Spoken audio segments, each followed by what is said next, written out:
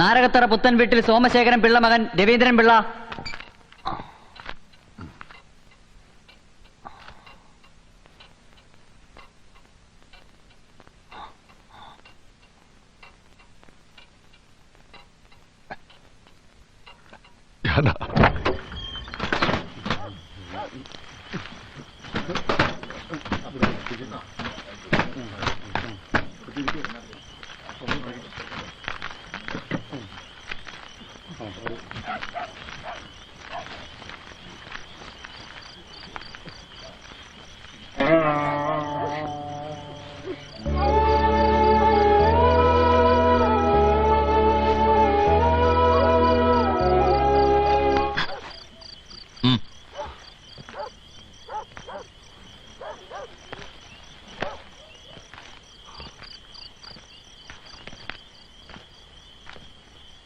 എന്താണ് നായിന്റെ മോനെ, നിന്റെ തന്തയാണ് കത്തെടുക്കുന്നത്?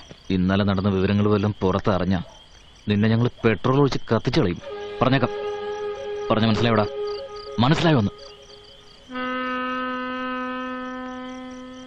ഈ കഴിഞ്ഞ 35 വർഷം ഞാനിത് ആരോടും പറഞ്ഞില്ല. ഈ നെഞ്ചും കൂടിനകത്ത് അമർത്തി വെച്ചു. നിറയൊഴിക്കുന്ന നേരത്തെ സഖാവ് ജോസഫിന്റെ പ്രതികരണം എങ്ങനെയായിരുന്നു ഓർമ്മയുണ്ടോ ശ്രീ രവീന്ദ്രപിള്ളയ്ക്ക്? ഓർമ്മയുണ്ടോന്നോ? കൊച്ചെന്തോ ചോദ്യമായി ചോദിക്കുന്നത്. അന്നേരം അവിടെ നടന്നൊരു കാര്യവും മറക്കാൻ പറ്റാത്തതുകൊണ്ടല്ലേ എന്റെ ഈ 35 കൊല്ലം പാഴായത്. ആക്ച്വലി എങ്ങനെയാണ് സഖാവ് ജോസഫ് പ്രതികരിച്ചത്? എന്നെ മുഖമുയർത്തി നോക്കി ഒന്ന് ചിരിച്ചു. പിന്നെ ഒരു മുദ്രാവാക്യം വിളിച്ചു. അന്നൊരു പക്ഷെ സാറ് സഖാവിനെതിരെ നിറയൊഴിച്ചില്ലായിരുന്നെങ്കിൽ അവർ താങ്കളെ കൊലപ്പെടുത്തുമായിരുന്നോ? പക്ഷെ ഇപ്പൊ തോന്നുന്നു അതായിരുന്നു നല്ലതെന്ന്. സഖാവ് ജോസഫിനെ കൊല്ലാൻ തീരുമാനിച്ചത് ഈ DIG പരശുരാമും SP ശശീന്ദ്രനും കൂടിയാണോ, അതോ ഉന്നതങ്ങളിൽ നിന്നാരെങ്കിലും? അന്ന് സഖാവിനെ അറസ്റ്റ് ചെയ്തതിന് 3-ാം ദിവസം സന്ധ്യക്ക് പരശുരാം സാർ തിരുവനന്തപുരത്തേക്ക് ഒരു ട്രങ്ക് ബുക്ക് ചെയ്തു. ആരോടോ സംസാരിച്ചു. അവിടെ നിന്ന് ആർഡർ കിട്ടിയത് വെടിവെച്ച് കൊന്നു. ശവത്തിന്റെ കയ്യിലൊരു നാടൻ തോക്ക് പിടിപ്പിച്ചു. എന്നിട്ട് ഏറ്റുമുട്ടലിൽ ചത്തതാണെന്ന് പത്രക്കാരോട് പറഞ്ഞു. എവിടെയൊക്കെ സമരമുണ്ടോ അവിടെയൊക്കെ ത്യാഗമുണ്ട്. നമുക്ക് പോരായ്മകളുണ്ടെങ്കിൽ അതിനെ ചൂണ്ടിക്കാട്ടുകയും വിമർശിക്കുകയും ചെയ്യുന്നതിനെ നാം ഭയക്കുന്നില്ല. നാം ജനങ്ങളെ സേവിക്കുന്നവരാണ്. അതുകൊണ്ട് നമ്മുടെ രാഷ്ട്രീയ പ്രവർത്തനത്തിന്റെ മുഖ്യ മുദ്രാവാക്യം കാർഷിക വിപ്ലവം വിജയിപ്പിക്കുക എന്നതായിരിക്കും.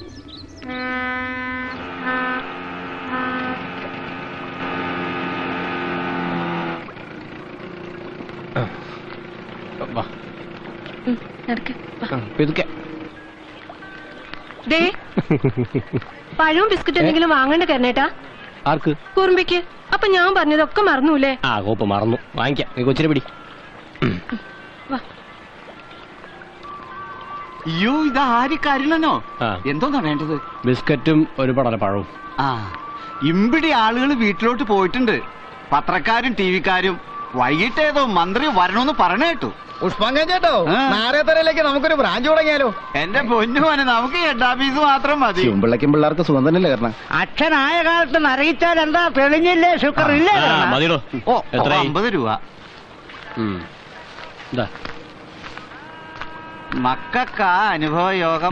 4-5 ലക്ഷം രൂപയെങ്കിലും കിട്ടിക്കാണല്ലേ? പിന്നെ കഴിഞ്ഞ ഞായറാഴ്ച ഒരു 10-12 മണി രാത്രിയായി കാണും, ഒരു കാറ് വന്ന് അതാ അവിടെ വന്ന് അങ്ങോട്ട് നിന്നു.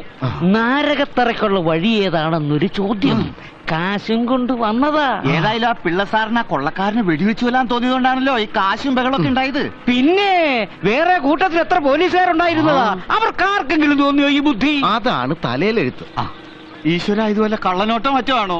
അവനിപ്പോ മോഷണവും പിടിച്ചോറിയൊക്കെ നിർത്തി കള്ളനോട്ടിന്റെ ഏർപ്പാട് തുടങ്ങിയെന്ന് പറഞ്ഞു കേട്ടു. എടാ വാവുവേ, നീ ഇവിടെ വായി നോക്കി നിൽക്കാതെ അങ്ങോട്ട് ചെല്ല്. അവിടെ സീരിയൽ പിടുത്തക്കാർ വന്നിട്ടുണ്ട്.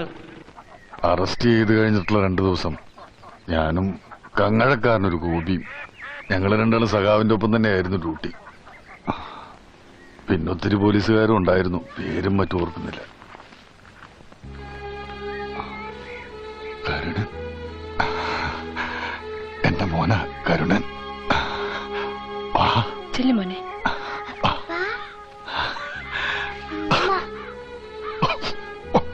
1947 ഇന്ത്യക്ക് സ്വാതന്ത്ര്യം കിട്ടിയത്. 1947 ഇന്ത്യക്ക് സ്വാതന്ത്ര്യം കിട്ടിയത്.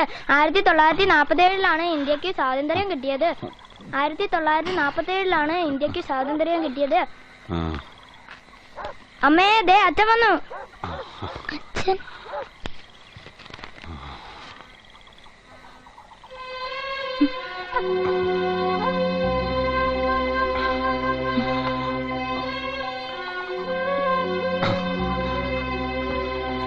അവിടെ നിന്നേ.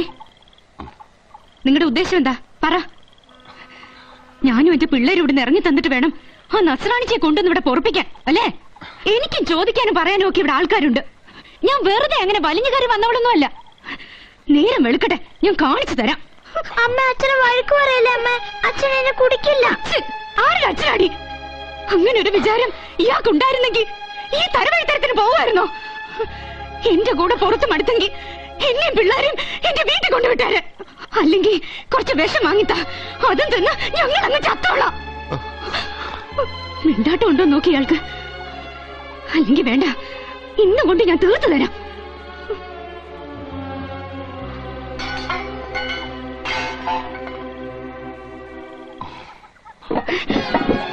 ഞങ്ങളെ തെക്കേ കണ്ടത്തിലേക്ക് എടുത്തിട്ട് മതി നിങ്ങളുടെ താന്തോന്നി തരം. കത്തി തീരട്ടെ.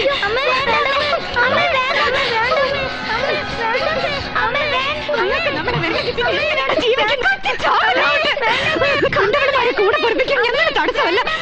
ഇങ്ങോട്ട് തീരട്ടെ എല്ലാം.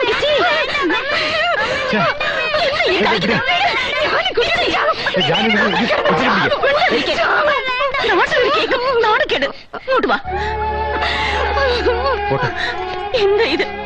എന്തേലും പ്രശ്നമുണ്ടെങ്കിൽ പറഞ്ഞു തീർത്താ പോരായോ? കരഞ്ഞു വിളിച്ച് ആൾക്കാരെ കൂട്ടണം. കേക്കട്ടെ, നാട്ടുകാർ മുഴുവനും കേക്കട്ടെ. സഹിക്കാനപ്പുറം ഞാൻ സഹിച്ചു. ഞാനും ഇയാൾക്ക് എന്റെ പിള്ളേരെ വേണ്ട, എന്നെ വേണ്ട. നേരം വെളുത്ത തുടങ്ങും കൂടി. 2 ദിവസം കൂടിയ കഞ്ഞിയുടെ വെള്ളം ഇവിടെ തിളപ്പിച്ചത്. അത് കൊടുത്തപ്പോ പിള്ളേര് പറഞ്ഞു അച്ഛൻ വന്നിട്ട് മതിയെന്ന്. അതുങ്ങൾ കാണിക്കുന്ന സ്നേഹത്തിന്റെ ഒരു അംശം ഇയാൾക്ക് കാണിച്ചൂടെ? സ്വന്തം ചോരയ്ക്ക് പറഞ്ഞ പിള്ളേരല്ലേ? വയനാട്ടിൽ വെച്ച് അറുപാണിച്ച് കണ്ടുമുട്ടി അന്ന് തുടങ്ങിയതാ ഇത് എന്റെ ഈ മനമാറ്റം. ഒന്നും മിണ്ടാതിരിക്കെ എണ്ണം കൊണ്ട് പറഞ്ഞു പോയതാ ജാനു. എത്ര രാത്രിയായാലും ഉറക്കപ്പായി കിടക്കുന്ന പിള്ളേരെ വിളിച്ചുണർത്തി ഓരോ ഉരുള കൊടുക്കാനും ജലപാനം കഴിക്കാത്ത മനുഷ്യനായിരുന്നു. ഇതിപ്പോ അതുങ്ങൾ കഴിച്ചോ കുടിച്ചോ ഒന്നും അറിയണ്ട. എനിക്കിനി ജീവിക്കണ്ടേ? എനിക്കിനി ജീവിക്കണ്ട. അകത്തേക്ക് വാ.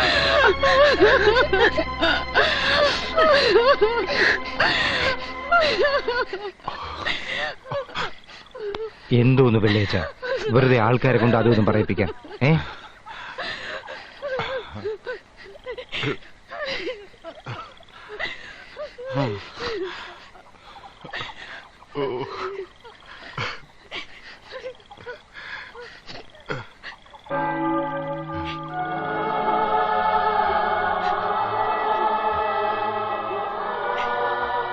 എടി, ചട്ടിയും കലവുമായ തട്ടിയും മുട്ടിന്നിരിക്കും. അത് ഇത്ര വലിയ ആന കാര്യമൊന്നുമല്ല. ഞാനും എന്റെ പിള്ളേരും അങ്ങ് വിഷം നിന്ന് ചാടും. എനിക്ക് ചോദിക്കാനും പറയാൻ ആരുമില്ലെന്ന് എല്ലാവർക്കും അറിയാലോ. അല്ലെങ്കിൽ എന്നോട് ഇങ്ങനെ കാണിക്കുമായിരുന്നു? അങ്ങേരെ വല്ല വിഷമോ ഈ 11 വർഷത്തിനിടെ ഞാൻ അറിയിച്ചിട്ടുണ്ടോ? പൊന്നുപോലെ നോക്കി എന്റെ പ്രതിഫലമായത്. പതുക്കെ ഇപ്പൊ ഇത്ര മാത്രം ആദ്യം എടുക്കാൻ എന്താ ഉണ്ടായേ? കാള പെറ്റു പറഞ്ഞ് ചാടി കറക്കാൻ ചെല്ലരുത്. ആരെങ്കിലും എന്തെങ്കിലും പറഞ്ഞു എന്ന് കരുതിയിട്ട്. എന്റെ ഓപ്പേ, ഒരാഴ്ചയായി തലയ്ക്ക് വെളിവോട് അതിയനെ കണ്ടിട്ട്. കാലത്ത് മുതൽ കുടി തന്നെ കുടി. നിനക്കിപ്പോ അവന്റെ കുടി നിർത്തണോ അതോ വയനാട്ടിലുള്ള ആ ക്രിസ്ത്യാനി പെണ്ണുമായിട്ടുള്ള ബന്ധം താർക്കണോ? എന്തെങ്കിലും ഒരു കാര്യം പറ. അവളെ അവിടെ വെച്ച് കണ്ട അന്ന് തുടങ്ങിയതാ ഈ മാറ്റം. വയനാട്ടിൽ ചെന്നാ കുടിക്കത്തില്ലെന്നാ കൂടെ ജോലി ചെയ്യുന്ന പോലീസുകാർ പറഞ്ഞത്. ഇവിടെ വന്ന് കേറുമ്പോഴേ ഉള്ളൂ അങ്ങനെ മുടിഞ്ഞ കുടി. എടി ആണുങ്ങളായ കുടിക്കും. നമ്മുടെ അച്ഛൻ മൂക്കറ്റം കുടിക്കത്തില്ലായിരുന്നു? കുടിക്കുമായിരുന്നു. ഇതങ്ങനെ വലുതാണോ? നേരം വെളുത്ത ഷാപ്പിലോട്ട് ഇറങ്ങും. എന്നോടും പിള്ളേരോടും തൊണ്ട തുറന്നൊരു വർത്താനം പറയത്തില്ല. അരി തീർന്നു, മുളക് തീർന്നു. 2 ദിവസം കൂടിയാ ഇന്നലെ ഇത്തിരി വറ്റി വേവിച്ചത്. പള്ളിക്കൂടെ ഉള്ളതുകൊണ്ട് പിള്ളേര് മേശ നിന്ന് പിഴയ്ക്കുന്നു. എന്നാ പിന്നെ നിനക്ക് ഇത്തറ്റ വന്ന അരിയോ സാധനങ്ങളോ ചോദിച്ചു മേടിക്കാമായിരുന്നില്ലേ? അല്ല, ഇവിടത്തെ സ്ഥിതി അല്പം ഞെരുങ്ങലിലാണെങ്കിലും 2-3 കിലോ അരി മറിക്കാനുള്ള സാഹചര്യമൊക്കെ ഈ ശിവൻപിള്ളയ്ക്കുണ്ട്. നീ അങ്ങനെ ചോദിക്കാനും പറയാൻ ആളില്ലാത്തോളൊന്നുമല്ല. അതിന് ഞാൻ സമ്മതിക്കത്തുമില്ല. ഞാനിനി എന്നതാ ഒപ്പേ ചെയ്യേണ്ടത്? നീ നാളെ കാലത്തെ നമ്മുടെ കരയോഗ മന്ദിരം വരെ ഒന്ന് വാ. കരയോഗ സെക്രട്ടറി ഗോവിന്ദപിള്ള സാറിനെ കണ്ട് നമുക്ക് സംസാരിക്കാം. നിയമപരമായിട്ട് നീങ്ങുന്നതാണ് ബുദ്ധി.